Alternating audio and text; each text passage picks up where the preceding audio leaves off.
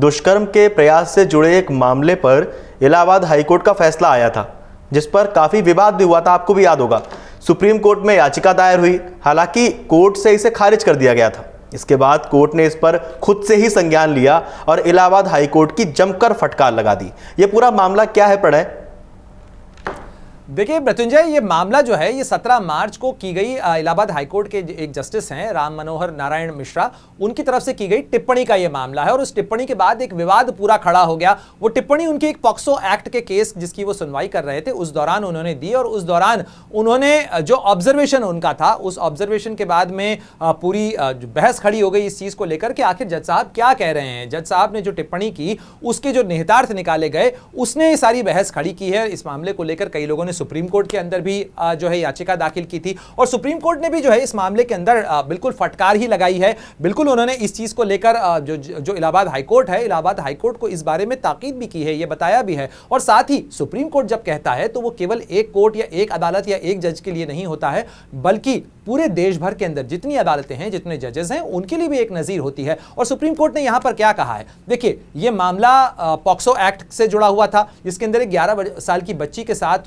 हुए यौन शोषण का पूरा मामला था। इसकी सुनवाई करते हुए जो जज साहब ने उस समय ऑब्जर्वेशन दिया जिसको लेकर सारा विवाद खड़ा हुआ, उसमें उन्होंने कहा कि किसी बच्ची के वक्ष के ऊपर हाथ रखना या उसके जो वस्त्र हैं उनके नाड़ा खोलना या उस तरीके की जो चीजें हैं उसको दुष्कर्म की श्रेणी में नहीं रखा जा सकता या दुष्कर्म का प्रयास नहीं माना जा सकता। अब लॉ हमेशा इंटरप्रिटेशन का केस होता है, उसमें आप किसी भी धारा या किसी भी कानून की जो विवेचना है उसका किस तरीके से इंटरप्रिटेशन करते हैं, उसके आधार पर ही जो लीगल इंप्लीकेशंस हैं वो तय होते हैं। और इसी को लेकर लोगों के अंदर नाराजगी थी, लोगों के अंदर गुस्सा था। देखिए नाबालिग बच्चियों के साथ में दुष्कर्म की घटनाओं को लेकर हमने देखा है कि इसके पहले भी किस तरीके का गुस्सा लोगों के अंदर फूटा है। इस तरीके की चीजों को के बारे में कोई भी ऑब्जर्वेशन देते समय न्यायपालिका को भी अति संवेदनशीलता का ध्यान रखना चाहिए, क्योंकि देखिए लॉ कोई भी हो, लेकिन लॉ होता समाज के लिए है। कानून जो है वो केवल किताब में लिखी हुई इबारतें या हिज्जे नहीं है, बल्कि वो उस समाज के लिए है। और समाज की जो सामाजिक संवेदनाएं हैं, समाज की जो सांस्कृतिक संवेदनाएं हैं, उन संवेदनाओं के आधार पर ही जो लॉ का इंटरप्रिटेशन है वो तय होता है। और सुप्रीम कोर्ट ने यहां वही दिखाने की कोशिश की है। सुप्रीम कोर्ट ने क्या कहा है, देखिए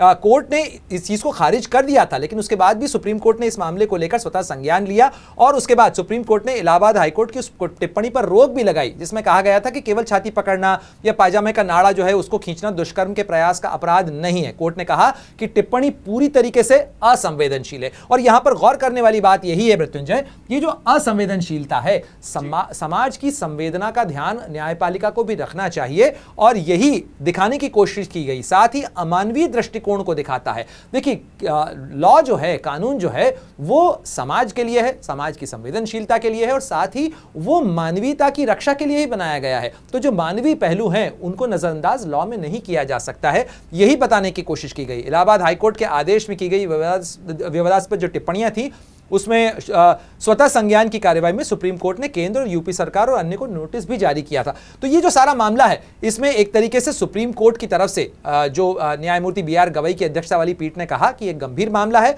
और फैसले सुनने वाले न्यायाधीश की ओर से पूरी तरह से असंवेदनशीलता का यह केस है, यानी उनको संवेदनशीलता रखनी चाहिए थी। साथ ही सुप्रीम कोर्ट ने यह भी कहा कि हमें यह कहते हुए दुख हो रहा है कि यह फैसले को लिखते हुए अपनाई गई असंवेदनशीलता को दर्शाता है, जिसमें इस पीठ के अंदर जस्टिस ऑगस्टीन जॉर्ज मसीह भी शामिल थे। और उन्होंने भी कहा कि यह फैसला अचानक नहीं सुनाया गया, इसे सुरक्षित रखा गया है और 4 महीने बाद सुनाया गया, यानी इसमें दिमाग का इस्तेमाल किया गया है।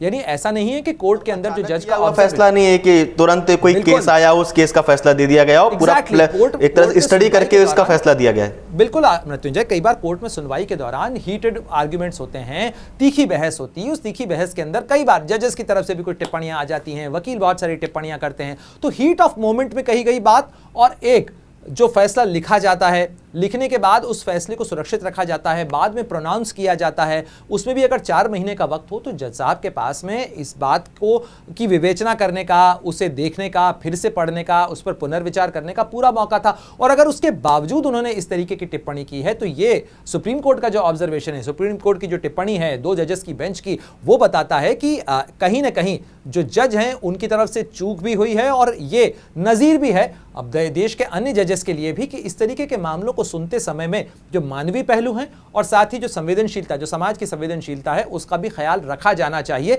ये बड़ी और महत्वपूर्ण टिप्पणी है। इससे कहीं ना कहीं वो जो बहस चल रही थी सोशल मीडिया से लेकर समाज के अंदर कि आखिर किस तरीके की बातें की जा रही हैं, न्यायपालिका इतनी असंवेदनशील कैसे हो सकती है, उस पर भी कहीं ना कहीं पूर्ण विराम लगेगा। सुप्रीम कोर्ट ने न केवल जल्दी से इस मामले को सुना है, बल्कि सुप्रीम कोर्ट की ये जो टिप्पणी है, ये जो ऑब्जर्वेशन है, ये न केवल इलाहाबाद हाईकोर्ट की तरफ से आई हुई टिप्पणी जो है उसके ऊपर, उससे जुड़े विवाद के ऊपर विराम लगाएगी, बल्कि पूरे देश की जो न्यायपालिका है उसके लिए भी कहीं ना कहीं एक उदाहरण पेश करेगी। जी, अगर आप ये वीडियो YouTube पर देख रहे हैं तो हमारे चैनल को सब्सक्राइब कर बेल आइकन दबाएं, और Facebook पर देख रहे हैं तो हमारे पेज को लाइक करें। 8 मिलियन प्लस सब्सक्राइबर, आपके इस भरोसे के लिए बहुत धन्यवाद।